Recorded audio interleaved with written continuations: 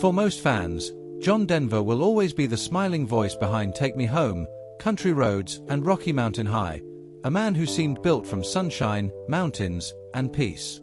Born Henry John Deutschendorf Jr. in 1943, he grew up constantly moving in a strict military household, and that restless childhood planted two things deep inside him: a hunger for freedom and a lifelong obsession with wide-open landscapes. When his grandmother gave him a guitar at 11, it wasn't just a gift, it was the beginning of an identity. By the time he left college and chased music in Los Angeles, changing his name to Denver as a tribute to the Colorado he loved, he was already chasing a dream bigger than fame. And when his songwriting broke through with Leaving on a Jet Plane, it opened the door to a decade of unstoppable success. In the 1970s, he became America's comfort voice, releasing hit after hit that sounded like fresh air in a chaotic world. But while the public saw warmth and simplicity, the truth behind the scenes was far more complicated. Denver wasn't just a performer, he was an activist, a passionate defender of nature, a man who testified before Congress against censorship, supported NASA, and tried to use his fame for something meaningful. Yet his personal life quietly fractured. His marriage to Annie Martel, the woman who inspired Annie's song, collapsed under the pressure of superstardom, and the divorce ended with a haunting image: Denver literally cutting their bed in half with a chainsaw, like he was trying to slice his own life into before and after.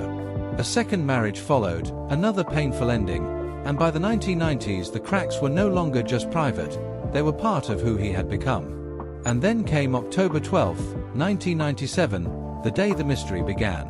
Denver, an experienced pilot, took off in his experimental aircraft, a sleek home-built style plane that looked futuristic but carried hidden dangers. Not long into the flight, the engine failed. The aircraft plunged into the Pacific Ocean, and the world was left stunned.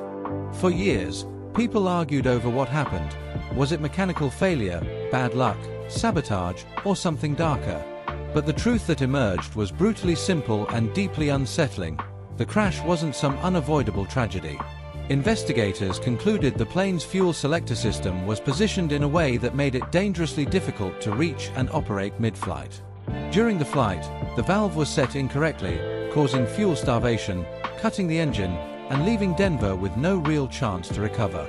Even worse, reports revealed he had raised concerns about the aircraft before, meaning the danger may have been known, ignored, or underestimated.